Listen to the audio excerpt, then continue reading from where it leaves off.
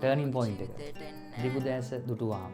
ඔය අනුන්ගේ සින්දු කියන්නේ නැතුව තමන්ගේ සින්දුවක් කියන. එයාගේ ගෙදරින් මට කැමති උනේ නැහැ. හොඳට මතක නැහැ ටයිටල් එක මායාවී.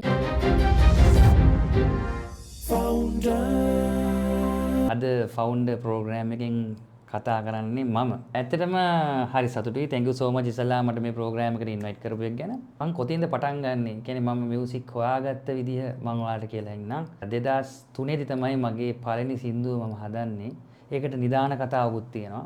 ඒ තමයි මගේ තාත්තා මට කියනවා ඔය අනුන්ගේ සින්දු කියන්නේ නැතුව තමන්ගේ සින්දුවක් කියන්න කියලා. ඉතින් ඒ වෙලාවේ තමයි මගේ හිතට ආවේ හරි මම මියුසික් හදන්න පටන් ගන්නවා.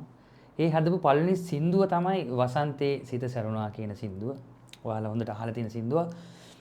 ඒකේ ලිරික්ස් කරේ බන්දුල මුදන්නායක. ඉතින් මගේ ජීවිත කතාව අද වෙනකොට සම්පූර්ණ වුණත් ඒ 2003 දී ඒ ජීවිත කතාව පොඩ්ඩක් එහෙට වෙන්න තිබ්බ එකක්.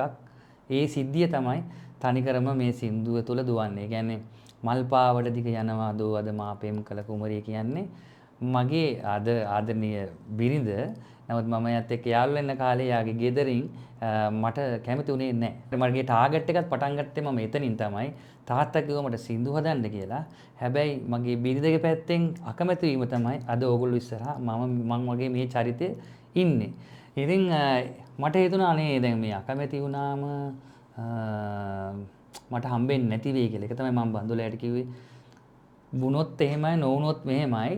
ඒකින්ද අන්තිම වර්ස් එකේ අපි මේකන් මට හිමි වෙන්නේ නැතුව තව කෙනෙක්ට හිමි වෙන දෙයක් මම බලන් ඉන්නවා වගේ රූපයක් තමයි ඔගේ ගොඩනගලා තියෙන්නේ මල් පාවට දිග යනවා දෝ අද මාපෙම් කළ කුමරි. හැබැයි ඒක හිමුනේ නැහැ. දැන් ඕමාලි මගේ ආදරණීය බිරිඳ 2005 වෙනකොට මම යනවා සෞන්දර්ය විශ්වවිද්‍යාලයට. ඇවිල්ලා සංගීතය වැඩිපුර ඉගෙන ගන්න. ඉතින් ඒ කාලේ තමයි මට හිතෙනවා මගේ පාර්ට්නර් ලක්ෂාන් එක්ක CD එකක් කරන්න. එතකොටත් මම මෙලඩිස් 12ක් 13ක් විතර ලස්සනට හදලා තිබ්බා. ඉතින් ඒකට මට උදව් කරේ රංග දසනායක. ඔයාලා ගොඩක් දන්න හොඳම සවුන්ඩ් ඉංජිනේර් කෙනෙක්. හිතවඳ මිනිස්සෙක්. ඉතින් රංගයගේ හිට් ෆැක්ටරි කියන ස්ටුඩියෝ එකේ තමයි දැන් ඔන්න ආයෙත් වසන්තේ හදන්න පටන් ගන්නවා. නිතු සැලුනා හදන්න පටන් ගන්නවා. ඒ වගේ සින්දු ගොඩාක් හදන්න පටන් ගන්නකොට ඔතනින් තව සවුන්ඩ් ඉංජිනේර් කෙනෙක් නිසල් ගංගොඩගේ කියලා. ඊට පස්සේ රංග අයියාගේ බිසි ලයිෆ් එක හින්දා නිසල්ට දෙනවා අපේ ඇල්බම් එකේ ඉතුරු ටික කරන් යන්න. ඔය යනකොට තමයි මට හම්බෙන් මම ආස කරන චරිතය ඉරාජ් වීරරත්නව මට හම්බෙන්නේ. ඇත්තටම මම කඩුගන්නාවේ ඉන්න කාලේ මම ඩ්‍රීම් කරා රෙකෝඩ් බාරට ගිහිල්ලා මේ සින්දු අහද්දි ඉරාජ්ගේ කවදාරි දවසක මම මේ ඉරාජ් වගේම වෙනවා කියලා. ඒ කියන්නේ ඉරාජ්ගේ නරක පැත්ත නෙමෙයි ඉරාජ්ගේ හොඳ පැත්ත අරගෙන හොඳ වෙනවා කියන එක තමයි මම ඕගොල්ලන්ට මේ කියන්නේ. ඒ කියන්නේ මියුසිෂියන් කියන එක. ඉතින් ඒ chance එක මට රංගයගේ ස්ටුඩියෝට ගිය ගමන්ම දවස් 2ක් 3ක් යනකොට එක පාට සෙට් වුණා. ඒ තමයි ඉරාජ් මට ඇවිල්ලා කතා කරන හලෝ කොහමද ඔයාලගේ මේ මෙලඩිස් හරි ලස්සනයි. මගෙත් වැඩක් තියෙනවා රොමේෂ් එනවද ඒක වොයිස් කරන්න කියලා. ඒක තමයි මට ඉරාජ්ගෙන් හම්බෙච්ච පළවෙනි වැඩේ. ඒ තමයි මට ආලෝකයේ ගෙන දේවි කියන එකේ අන්තිමට තියෙන ආලාප පාට් එකක්. ඒක කියන්නේ මම. හැබැයි ආ මාව පෙන්නුවේ නැහැ. කමන්නේ. ඒ වුණාට ඊට පස්සේ ඉරාජ් එක්ක මම වැඩ කරන්න ඔන්න පටන් ගත්තා. මොකද රනිදු ලංකාවෙන් ගියන් පස්සේ මේ මට තමයි ඉරාජ් එක්ක රනිදුගේ සින්දු ටික කියන්න සෙට් උනේ. ඔන්න ඔහම දැන් ඇල්බම් එකේ වැඩ ටිකක් නිසල් එක්ක කරනකොට මම ඉරාජ්ට බැන බැන ඉන්නවා. ඇයි හේතුව මේ මට සින්දුවක් හදලා දෙන්නේ නැහැ. දැන් ඇත්ති වෙලා තියෙන්නේ ඔබ මගේමයි නින්ද නොවන හැන්දෑවේ. ඉතින් ඒ සින්දු ටික කියපු ගමන් දැන් මං ඒ ටික එක දිගට කියනවා නමුත් මට සින්දුවක් නැහැ. එතකොටම ඉරාජ් මට කෝල් කරනවා. මම එක්සයිට් වුණා එකපාරට. මොකද මේ පිටිපස්සෙවත් ඉන්නවද ඉරාජ් කියලා. ඇත්තටම මට මං හැල්ල බැලුවා හිටියේ නෑ. ආන්සර් කරා. ඒතකොට කිව්වා මම සින්දුවක් හදලා තියෙන්නේ මගේ ස්ටුඩියෝ එකට දැම්මම එන්න කියලා. ඉතින් ඒ සින්දුව තමයි අද ඔයගොල්ලෝ කොටාක්ම ආදරෙන් පදාගෙන අහන සින්දුව තමයි හිතුමතේ. ඉතින් ඒක මට ලොකු chance එකක්. ඒ වගේ දක්ෂ ප්‍රොඩියුසර් කෙනෙක්ගේ සින්දුවක් කියන්න හම්බෙච්ච එක සහ දක්ෂ පද රචකයෙක් ඒ කාලේ හිට් එක දුකා කිව්වම මට දුකාගේ වචන ටිකක් මේ වගේ නිකන් හම්බුන එක. අර වගේ ඉරාජ් හදපු ලස්සන මෙලඩියක් නිකන් හම්බෙච්ච එක මගේ මේ දැන් වෙනකන්වත් මගේ ජීවිතේට මම අමතක කරන්නේ නැහැ. ඔන්න ඕකෙන් ඊට පස්සේ රොමේෂ් කියන චරිතය ඉතා චුට්ටි කාලයකින් ලංකාවේ ජනප්‍රිය වෙන්න පටන් ගත්තා. රොමේෂ්ගේ වොයිස් එක චරිත නෙමෙයි. ඊට පස්සේ ඔබ කියලා ඇල්බම් එක රිලීස් කරලා නිතු සැලුනා කියන සින්දුව ජනප්‍රියතාවයටපත් වෙනවා. සඳ කොමලි ආවා ඊට පස්සේ. ඉතින් ඊට පස්සේ තමයි නීල දැස්සේ ඔය වගේ සින්දු කොටාරියක් මම හදන්න පටන් ගත්තා. සහ ඒව ඔක්කොම ලංකාවේ හිට්ස් වුණා.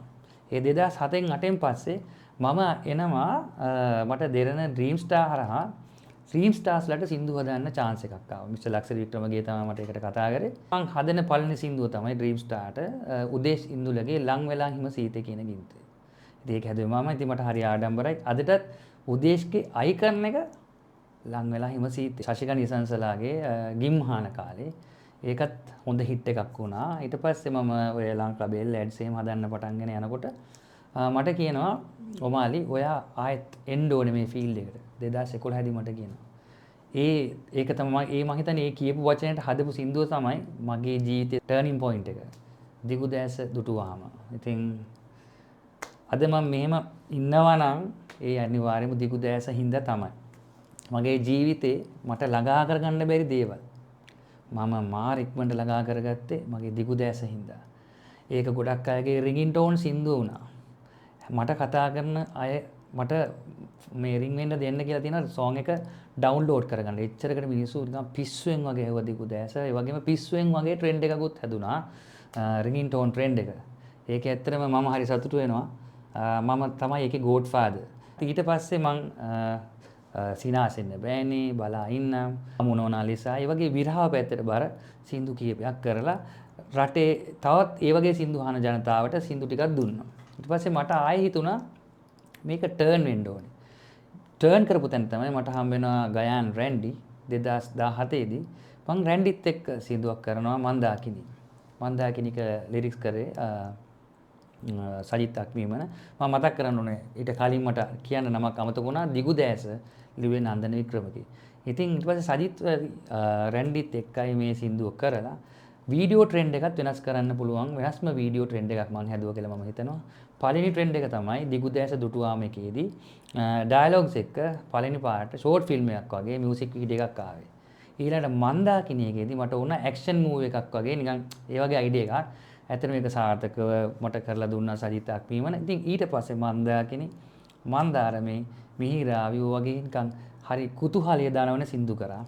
ඊට පස්සේ සමුගෙන ඔබේ වගේ සින්දු අදටත් කට්ටිය අහනවා. මොකද ඒකේ තියෙන්නේ ලස්සන තේරුමක්. දෙමව්පියෝ අකමැති වෙන හින්දා වෙන් වෙන ප්‍රේමවන්තයෝ ගැන තමයි මම කතා කරේ සින්දුවෙන්. ඉතින් දැන් එනකොටත් ඒකට ලස්සන කමෙන්ට්ස් ගොඩාක් වැටෙනවා. ඉතින් ඒ ගැන සතුටු. ඊට පස්සේ පවසන්න වගේ සින්දු හදලා අද වෙනකොට මම ඕගොල්ලෝ ඉස්සරහට එන්නේ තව චූටි දවසකින් මගේ වෙනස්ම සින්දුවක් එළියට එනවා.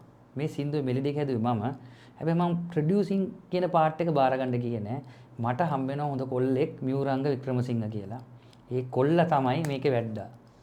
ඇත්තටම සතුටුයි. මගේ ඇහැටත් කඳුලක් එනවා. මොකද මාර ලස්සනට මේ සින්දුව මියුසික් කම්පෝස් කරලා තියෙනවා. මාස 5ක මහන්සිය මම හිතන ඉදිරියට ඕගොල්ලෝ ලස්සන කමෙන්ට් කරાવી මේ සින්දුව අහද්දී. හොඳට මතක ගන්න ටයිටල් එක මායාවී.